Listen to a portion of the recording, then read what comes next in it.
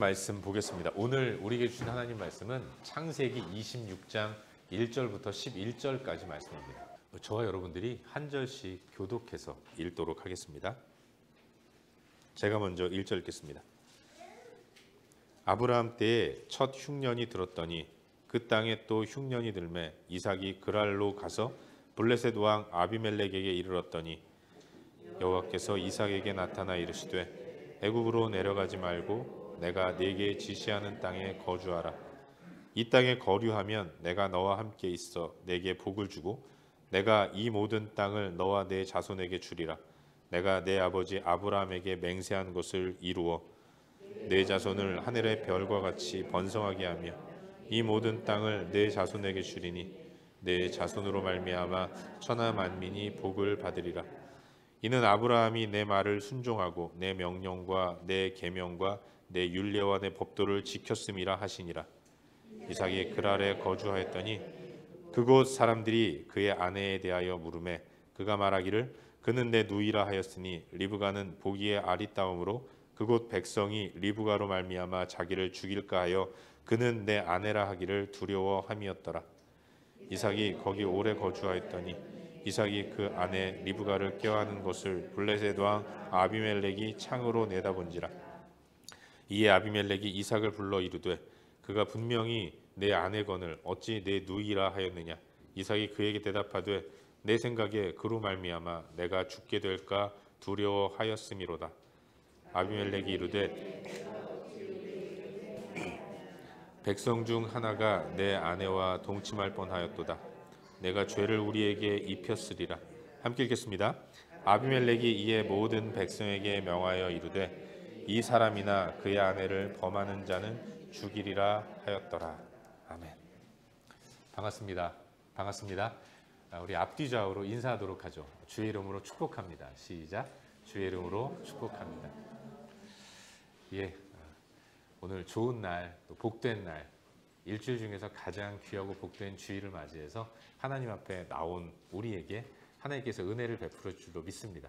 우리가 하나님을 믿으면서 가장 크게 얻은 은혜와 복이 있다면 감히 내가 옆에 있는 사람을 축복할 수 있게 되었다는 거예요. 축복이라는 게 빌축자의 복 아니겠습니까? 내가 복을 주시는 하나님께 하나님 이 사람 축복해 주세요 라고 말할 수 있다는 거예요. 여러분 이건 복 주시는 하나님과 내가 그만큼 친밀하다는 걸 의미하는 거잖아요. 친하지도 않은 사람한테 저 사람한테 뭐 좀 해주세요 라는 말을 누가 할 수 있겠습니까? 우리가 그만큼 하나님과 친밀하게 되었다는 거예요. 세상에 권세 있는 자들과 친해도 어깨에 힘주고 그것 가지고 사람들 앞에 군림하는 게 우리인데 우리는요 온 땅과 만물을 창조하신 하나님과 친밀한 존재가 된 것입니다. 그 기쁨과 영광을 가지고 우리 옆에 있는 분에게 다시 한번 축복하길 바랍니다. 주의 이름으로 축복합니다. 시작. 주의 이름으로 축복합니다. 저도 여러분을 주의 이름으로 축복합니다.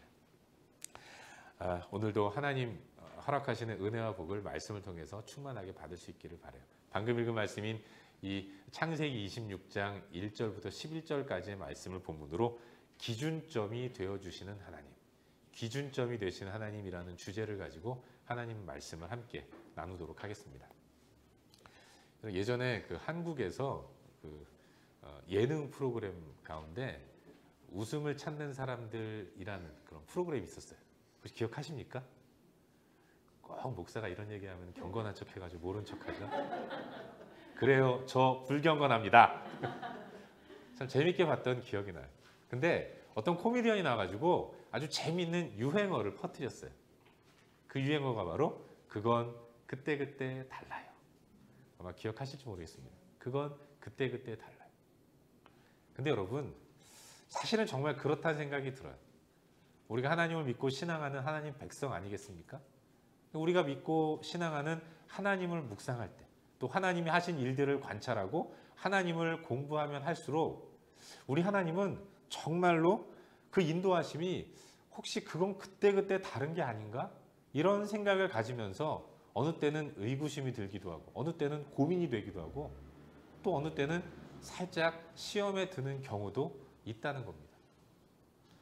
정말로 하나님의 인도하심은 예측 불가한 경우가 많아요. 정말로 그건 그때그때 달라요라는 이 유행어와 마찬가지로 하나님이 우리의 삶을 인도하시는 것이 아닌가, 그런 생각을 종종 하게 되고 성경을 통해서도 그런 내용들을 발견하게 되는 거죠. 그래서 드는 생각이 그런 겁니다. 정말로 신앙생활 정신 바짝 차리고 해야겠다.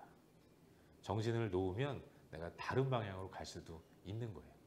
그런 의미에서 여러분, 항상 우리의 시선을 하나님께 고정하면서 정신을 바짝 차리고 신앙생활을 하실 수 있기를 바랍니다. 혹시라도 여러분 가운데 지금 이 순간 정신을 살짝 다른 데로 두고 계신 분들이 계시다면 깨달으시고 정신을 하나님께로 향하면서 말씀에 집중하시기를 바라요.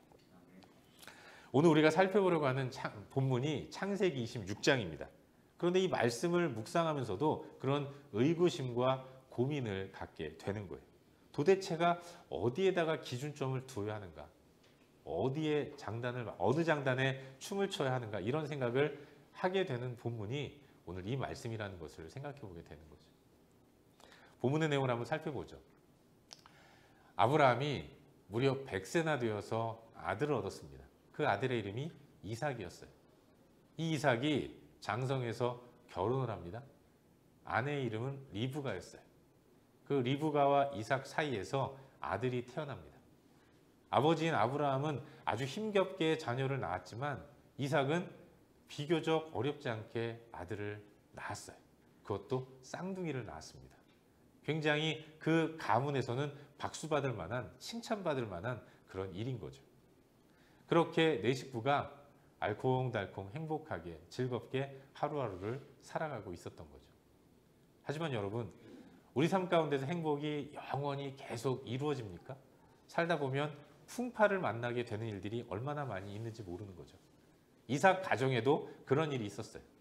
그 평온하기만 할 것 같던 가정에 큰 풍파가 닥쳤는데 그게 바로 흉년, 기근이었던 겁니다. 그 땅에서 살아가던 이삭 가정에도 피해가지 않았던 것이 바로 엄청난 기근이었던 거예요. 사실 이건 낯선 일은 아닙니다. 지난주 설교에서도 말씀드렸지만 이삭이 살아가고 있던 아버지인 아브라함 때부터 대를 이어서 살아가고 있는 이 가나안 땅은 솔직히 상습적 기근의 땅이었어요. 비가 많이 오지 않는 그런 땅이었던 거죠. 그런데 이번에 임한 기근은 굉장히 혹독한 그런 기근이었던 것 같아요. 이런 어려운 가운데서 그거 어떻게 합니까? 떠나는 거예요. 참 아버지를 잘 닮아서 그런지 아버지가 그랬던 것처럼 이삭 또한 기근을 맞이했을 때 약속의 땅 가나안을 뒤로하고 남쪽으로 내려가고 있는 것입니다. 그가 남쪽으로 내려간 이유는 하나예요. 애굽을 향해 가려고 했던 것입니다. 여러분, 애굽은 그야말로 물이 많은 그런 땅이었던 거죠. 지난주에도 말씀드렸지만 이 나일강이라는 엄청난 수원을 갖고 있기 때문에 옥토밭이었고 비옥한 땅이어서 기근이 찾아와도 웬만한 기근으로는 그 애굽 땅을 힘들게 하지 못하는 거예요.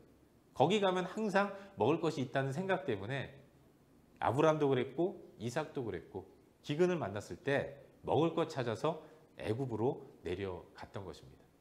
그러다가 그랄이라는 곳에 머무르게 되었어요.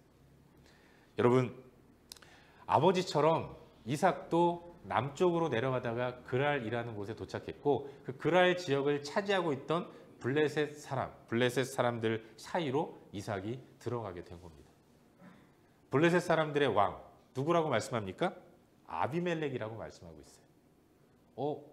아비멜렉 하면 그랄 왕 아니었나? 근데 왜 블레셋의 왕이라고 이야기하지? 라고 생각하실지 모르겠는데 여러분, 원래 이 아비멜렉이라는 말은 그냥 어떤 한 사람의 이름을 이야기하는 것이 아니라 직분이나 직함을 이야기하는 겁니다. 왕을 뜻하는 거예요. 그 멜렉 할 때 멜렉라는 게 히브리어로 왕이라는 것을 뜻하는 겁니다. 요즘 말로 하면 호주는 수상이라고 하고 대한민국은 대통령이라고 하잖아요. 그러니까 블레셋의 멜레크, 그가 통치하는 땅으로 들어가게 된 거죠. 여러분, 이삭은 기근을 맞이하게 되자 그 옛날 아버지가 그랬던 것처럼 그도 머물고 있던 가나안 땅을 떠나서 그랄 땅으로 내려갔던 거예요. 그런데 그때 하나님이 임하신 겁니다. 가만히 놔두면 애굽으로까지 내려갈 것 같으니까 이제 그랄 땅에 이른 이삭을 하나님이 만나주시고 그에게 하나님이 당부하시고 명령하시고 약속하시는 것. 그게 오늘 본문 가운데 나오는 내용입니다. 여러분, 하나님이 이삭에게 명령하셨어요. 그리고 약속하셨습니다. 그 당부와 약속의 말씀이 오늘 본문 2절부터 4절까지의 말씀이에요. 우리 다 같이 본문 2절부터 4절까지의 말씀을 한 목소리로 함께 읽도록 하겠습니다. 읽겠습니다. 시작. 여호와께서 이삭에게 나타나 이르시되 애굽으로 내려가지 말고 내가 내게 지시하는 땅에 거주하라. 이 땅에 거류하면 내가 너와 함께 있어 내게 복을 주고 내가 이 모든 땅을 너와 내 자손에게 주리라. 내가 내 아버지 아브라함에게 맹세한 것을 이루어 내 자손을 하늘의 별과 같이 번성하게 하여 이 모든 땅을 내 자손에게 주리니 내 자손으로 말미암아 천하 만민이 복을 받으리라. 아멘. 하나님 말씀하십니다. 애굽으로 내려가지 말라. 이건 명령이었어요. 내 자손을 하늘의 별과 같이 번성하게 하실 것이다. 이건 약속이었습니다. 명령과 약속을 그랄 땅에 머물고 있는 이삭에게 말씀하신 겁니다. 솔직히 애굽은 화려한 곳이죠. 무리만해서 흉년이 들 염려가 없는 그런 땅입니다. 확실한 땅이었어요. 그런데 그 땅을 향해 먹을 것 없어서 먹고 살려고 내려가는 이삭에게, 그 확실한 땅으로 가는 이삭에게 하나님이 멈춰서게 하시면서 하시는 말씀이 그런 겁니다. 가지 마. 그냥 여기 머물고 기회 돼서 나와 함께 다시 가나안 땅으로 들어가자. 그러면 내가 너로 하여금 큰 민족을 이루게 해주겠다. 약속하시는 거예요. 여러분, 하나님은 눈에 보이는 현실을 찾아 쫓아가는 이삭의 발걸음을 멈추게 하시고 보이지 않는 이상, 그러나 하나님이 약속하신 영적인 눈으로 볼 때에만 확실하게 보이는 그것을 선택하도록 도전하고 계신 거예요. 이 말을 듣고 이삭은 하나님을 선택합니다. 더 이상 애굽으로 내려가지 않고 그 땅에 머물러요. 이것이 오늘 우리가 함께 살펴보고 있는 본문의 내용 가운데 앞부분입니다. 근데 여러분, 이삭은 그곳에서 아버지와 똑같은 실수를 범합니다. 자기 아내인 리브가를 누이라고 속여요. 하지만 이것 또한 들통이 나죠. 그래서 아비멜렉이 이삭에게 화를 냅니다. 내가 그동안 너를 얼마나 선대해 주었느냐. 그런데 넌 왜 나를 진실되게 대하지 않느냐. 네가 누이라고 소개했던 그 여인이 너의 아내라는 것을 내가 안다. 네가 속였기 때문에 혹시라도 내 백성 가운데 한 사람이 리브가와 부적절한 관계를 가졌으면 어떻게 될 뻔했냐. 그러면서 항의를 하는 거죠. 하나님의 약속의 말씀을 붙들고 믿음의 선택을 한 이삭이었지만, 그러나 또다시 아버지와 똑같이 넘어지고 실수하는 연약한 모습을 보이는 거예요. 동일한 겁니다. 아버지처럼. 내 인생 누가 책임져? 내가 책임져 줘야지. 그러면서 자기 안전을 자기 스스로 도모하기 위해서 아내인 리브가까지 자기 누이라고 속이는 연약한 인간의 모습을 이삭 또한 보여주고 있었던 거죠. 하지만 하나님은 변치 않는 은혜로 이삭을 사랑하셔서 이삭에게 은혜를 베풀어 주셨고, 이제 그곳에서 아버지처럼 많은 부를 얻고 다시금 가나안 땅으로 돌아오게 해 주시는 거죠. 이것이 오늘 본문의 전반적인 내용입니다. 사랑하는 여러분, 하나님은 흉년을 피해 그랄로 내려간 이삭에게 애굽으로 내려가지 말라라고 명령하셨습니다. 절대로 애굽으로까지는 가지 말아야 한다. 이렇게 신신당부하고 계신 거예요. 근데 여러분, 이스라엘 백성에게 있어서, 하나님의 택함 받은 이스라엘 백성들에게 있어서 애굽이라는 것은 절대로 내려가지 말아야 하는 곳인가? 쳐다도 보지 말아야 할 것인가? 그건 아니었다는 것입니다. 여러분, 앞부분인 창세기 15장 말씀에 보시면 하나님은 아브라함과 언약을 갱신하시면서 확증시켜 주시는 가운데 앞으로의 일들을 예언하십니다. 그 예언의 말씀을 보면 아브라함의 후손들이 애굽으로 내려가 살게 될 것이다 라고 말씀하고 계신 것을 보게 돼요. 우리 성경을 펴셔서 창세기 15장 13절 말씀을 한번 보도록 하겠습니다. 창세기 15장 13절 말씀 우리 함께 보도록 하겠습니다. 창세기 15장 13절입니다. 우리 다 함께 읽을까요? 시작. 여호와께서 아브라함에게 이르시되 너는 반드시 알라. 내 자손이 이방에서 객이 되어 그들을 섬기겠고 그들은 400년 동안 내 자손을 괴롭히리니. 아멘. 여기 이방이라는 단어가 나오지 않습니까? 이방이 바로 애굽을 뜻하는 거예요. 창세기 15장은 하나님이 아브라함에게 다시 나타나셔서 너는 아직까지 자녀를 얻지 못했지만 조금만 기다려라. 내가 너로 하여금 자녀를 얻게 해줄 것이다. 이런 언약을 갱신하시면서 앞으로 하나님께서 이루실 일들을 예언하시는 말씀이 기록되어 있는 성경이에요. 근데 그 말씀을 보시면 아브라함의 후손들이 애굽으로 내려가서 무려 430년 동안 애굽에서 지내게 될 것이다 라는 사실을 말씀하고 계신 것입니다. 그런데 오늘 본문인 26장은 결코 이삭으로 하여금 애굽으로 내려가지 말도록 말리시고 신신당부하시는 모습을 보게 되는 거예요. 이럴 때 하는 말이 그런 거 아니겠습니까? 그건 그때그때 달라요. 창세기 15장에서는 내려가게 될 것이다. 26장에서는 가지 마라. 이렇게 말씀하시는 거죠. 사랑하는 여러분, 하나님은 어느 때는 허용하세요. 그리고 또 어느 때는 막으십니다. 누구한테는 허용하시고 누구한테는 그 길을 막아서시는 분이에요. 여러분 마가복음 5장 말씀을 한번 기억해 보십시오. 마가복음 5장을 보시면 거라사 광인을 우리 예수님이 치유해 주시는 모습이 등장합니다. 귀신 들린 사람을 예수님이 말씀으로 치유해 주셨어요. 그 가운데서 귀신을 내쫓아 주신 것입니다. 귀신으로부터 노임받은 이 청년이 이제 예수님 앞에 나아가서 예수님, 내가 예수님을 따르겠습니다. 제가 예수님 따라다니면서 모이는 사람들에게 나에게 있었던 이 귀신이 쫓아가는 이 역사를 증언하면, 소위 간증하면 예수님께 보탬이 될지언정 손해는 되지 않을 거예요. 나도 예수님 따라가고 싶습니다. 예수님을 따르겠다고 적극적으로 매달립니다. 하지만 예수님 어떻게 하십니까? 아니다. 그러지 마라.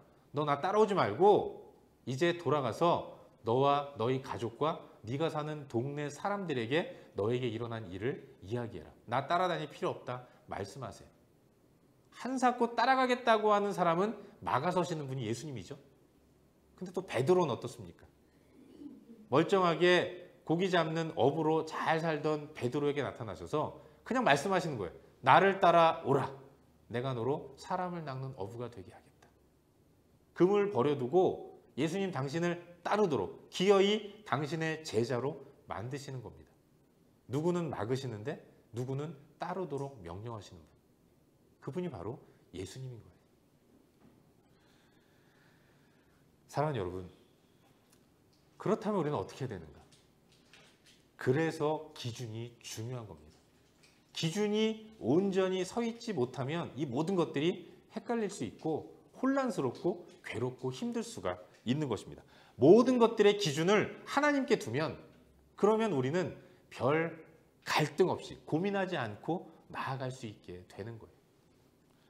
여러분, 내가 하나님을 위해 존재하는 게 아니라 하나님이 나를 위해 존재한다는 것. 이런 식으로 생각하면 갈등하는 거예요. 여러분, 제가 말을 잘했나요? 내가 하나님을 위해 존재하는 거지 하나님이 나를 위해 존재한다고 생각하면 하나님이 하시는 모든 일들은 다 마음에 안 드는 겁니다. 헷갈리는 거예요. 여러분, 전능하신 하나님이 모든 것들을 계획하십니다. 그 하나님이 선과 악을 결정하셨어요. 옳고 그름을 결정하셨습니다. 모든 기준이 하나님이라면 그 기준이 하나님이라는 사실을 믿고 고백한다면 갈등할 필요 없어요. 그냥 그런 것입니다. 편안하게 따라가면 되는 거죠. 하지만 그렇지 않고 모든 판단의 기준이 나라면, 내가 모든 것들을 판단한다면 그때부터는 하나님의 일하심이 마음에 들지 않아요. 왜 하나님이 일관성이 없을까? 왜 하나님은 항상 그때그때 다른가? 이런 마음에 시험이 들기도 하는 것입니다. 하지만 여러분, 우리 눈에 보일 때 하나님은 그때그때 다른 것처럼 보입니다. 하지만 그런 그때그때 다른 것처럼 보이는 하나님을 그럼에도 불구하고 믿고 따랐던 하나님의 사람들의 삶의 결과는 어떠했는가? 풍성함이었어요. 내가 가고 싶은, 내가 얻고 싶은 그 풍성함을 하나님만을 전적으로 신뢰하면서 내 기준점을 내려놓고 하나님을 기준점 삼아서 살았던 모든 하나님의 백성들은 진정한 영적인 풍성함과 하늘의 복, 이 모든 것들을 누렸다는 것을 성경을 통해서 우리는 발견하게 되는 것입니다. 성경뿐만 아니라 우리 삶 가운데서 만나는 신실한 하나님의 사람들의 삶의 모습을 통해서도 바로 그런 것들을 발견하게 되는 거예요. 여러분, 기준이 나일 때는 세상에 그렇게도 일관성도 없고 변덕스러운 분이 하나님일 수 없습니다. 하지만 하나님이 기준이라면 우린 그 기준에 맞춰서 살아갈 뿐이지 이렇다 저렇다 고민할 필요 없고 판단할 필요 없는 것입니다. 오늘 나에게 주시는 명령 그대로 받고 명령하신 대로 순종하며 한 걸음 한 걸음 걸어가면 되는 거예요. 기억하십시오, 여러분. 하나님 당신의 플랜대로 우리를 인도하세요. 그렇기 때문에 전능하신 하나님이 옳다 말씀하시는 것은 옳은 것으로 인정하고 그르다 말씀하시는 것들은 그르다 인정하는 가운데 하나님께 시선을 고정하고 하나님을 기준점 삼아서 한 걸음 한 걸음 걸어가는 삶. 여러분, 그것이 성도인 우리의 삶의 모습이라는 사실을 믿으시기를 바랍니다. 어떤 의미에서 너무 많은 계획을 세우는 것은 바람직하지 않다는 생각이 들어요. 또 너무 디테일하고 자세하게 계획을 세우면 그때부터는 하나님의 계획을 온전히 받아들일 수 없습니다. 종이도 여백이 좀 있어야 다른 것도 쓸 수 있는 건 아니겠습니까? 내 인생 내가 다 계획하고 계획대로만 살아가려고 하면 그러면 하나님의 개입하실 여지가 없게 되는 거예요. 그러면 곤란해지고 그러면 힘들어지는 겁니다. 여러분, 대표적인 인물이 야곱 아니겠습니까? 야곱은 자기의 인생의 모든 플랜들을 다 짜놨어요. 그리고 그렇게 살아가기 위해서 아등바등 됐습니다. 그 인생 가운데 하나님이 당신의 계획을 가지고 개입하시니까 야곱은 어땠습니까? 하나님과 씨름을 하려고 덤벼드는 거예요. 그러다가 환도뼈가 골절되어서 평생 절뚝거리는 그런 삶을 살 수밖에 없었던 거죠. 내 계획이 자세하고 너무 디테일하고 너무 완벽하면 하나님과 싸우고 다투게 되는 것입니다. 하나님과 다퉈서 이긴 사람 저는 한 번도 못 봤습니다. 여러분, 날마다 하나님의 인도하심에 민감하게 반응하는 저와 여러분, 우리 모두가 될 수 있기를 주의 이름으로 축원합니다.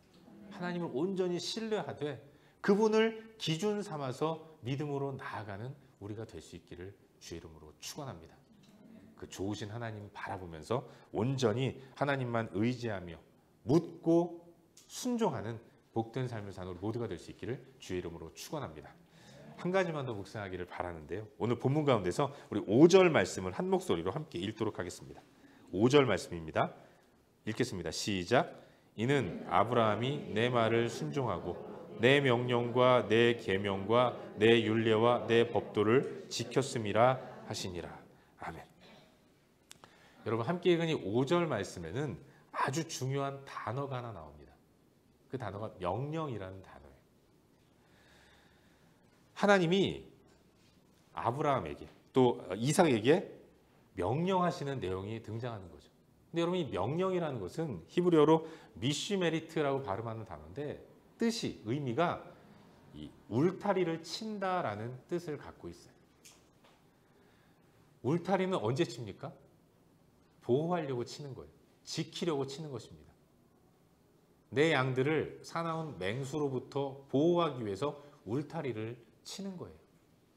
근데 여러분, 하나님의 명령이 미시메리트, 울타리를 친다, 지키신다, 보호하신다라는 의미를 갖고 있는 겁니다.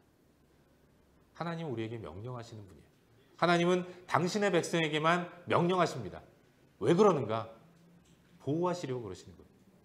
우리는 명령 그러면 명령하는 사람은 갑, 명령을 받는 사람은 을, 그래서 갑을 관계를 생각하면서 마치 그 명령 모든 것들이 내가 굉장히 부당하게 나를 만드는 것처럼 인식하는 경우가 많이 있는데 적어도 하나님께는 그렇지 않습니다. 우리의 아버지 되시는 하나님, 우리의 왕 되시는 하나님이 우리 가운데 명령하신다면 그 명령은 나를 보호하려고 하는 거예요. 나를 지키시려고 하는 것입니다. 이 치열한 영적 전투의 현장을 살아가는 우리를 보호하시고 지키시기 위해서 하나님이 하시는 것, 주시는 것, 여러분 그게 명령인 것입니다. 그렇다면 우리는 어떻게 되겠습니까? 명령하시는 하나님을 신뢰하면서 하나님께 순종하는 모습으로 나아가야 하는 것이죠. 하나님의 명령으로 인한 수혜, 은혜, 그건 다른 누군가가 아닌 나에게 주어진다는 사실을 확신하고 그 하나님의 명령 앞에 온전히 순종하는 모습으로 나아갈 수 있기를 바랍니다. 하나님은 이번 한 주 가운데도 여러분의 삶 가운데 친히 개입하시며 명령하시고 또 말씀하시고 당부하실 거예요. 이 모든 것들은 다 다른 누군가가 아닌 나를 위함이라는 사실을 확신하고 그 하나님 앞에 순종함으로 나아갈 수 있기를 바랍니다. 단 마음으로 순종하실 수 있기를 바라고, 그래서 오늘 또 이번 한 주 우리들의 삶이 그렇게 하나님께서 허락하시는 명령에 순종함으로 말미암아서 참된 풍성함을 누리는 저와 여러분, 우리 모두가 될 수 있기를 주의 이름으로 축원합니다. 기도하겠습니다. 함께 기도할 때에 주신 말씀 붙들고 기도하기를 바라요. 사랑하는 여러분, 우리 하나님은 우리의 삶을 인도하시고 지키시고 보호하시는 분이십니다. 우리에게 명령하시는 이유 또한 우리를 보호하시기 위한 하나님의 그 따뜻한 사랑의 마음 때문이에요. 그 주님을 기준점으로 살 때 우리는 갈등하지 않을 수 있고 온전한 삶을 살아가게 될 줄로 믿습니다. 이 시간 함께 기도할 때 하나님, 내가 주님께 내 삶의 모든 기준점을 두게 하시고 하나님을 온전히 의지하며 믿음으로 나아갈 수 있도록 인도하여 주시옵소서. 흔들리지 않는 온전한 기준점 되시는 주님을 의지하며 믿음으로 나아갈 수 있도록 인도하시옵고 주의 명령에 순종하는 모습으로 살아갈 수 있도록 도와주시옵소서. 이 시간 한 목소리로 함께 기도하겠습니다. 함께 기도합시다. 존귀하신 아버지 하나님, 주님의 은혜에 온전히 감사하며 믿음으로 반응할 수 있도록 도와주시옵소서. 주님을 내 삶의 기준점으로 삼게 하시고 주님을 따라가는 삶을 살 수 있도록 은혜를 베풀어 주옵소서. 나 혼자 판단하는 것이 아니라 내 삶 가운데 역사하신 주님을 기대하고 의지하며 믿음으로 나아갈 수 있도록 주님 은혜를 베풀어 주옵소서. 존귀하신 아버지 하나님, 전능하신 아버지 하나님, 주님의 은혜에 감사하며 온전한 믿음으로 나아갈 수 있도록 인도하시옵고 아버지 하나님, 그 가운데 흔들리지 않는 삶을 살 수 있도록 인도하시옵소서. 주님의 명령이 나의 울타리가 되어준다는 사실을 확신하는 가운데 순종함으로 그 큰 은혜를 경험하는 믿음의 삶을 살아갈 수 있도록 아버지 은혜를 베풀어 주옵소서. 이번 한 주간도 아버지 그런 삶을 살 수 있도록 도와주시옵소서. 존귀하신 아버지 하나님, 주님 우리 삶의 유일한 기준점이 되기를 소망합니다. 하나님이 삶의 기준점이 되어서 흔들리지 않는 삶을 살 수 있도록 도와주시옵소서. 이렇다 저렇다 판단하는 것이 아니라 그저 순종하는 모습으로 나아갈 수 있도록 우리 가운데 은혜를 베풀어 주시옵소서. 주의 명령이 나를 지키시기 위한 하나님의 사랑임을 기억하고 하나님 신뢰하는 모습으로 온전히 살아갈 수 있도록 역사하여 주시옵소서. 주 예수 그리스도의 이름으로 기도하옵나이다. 아멘.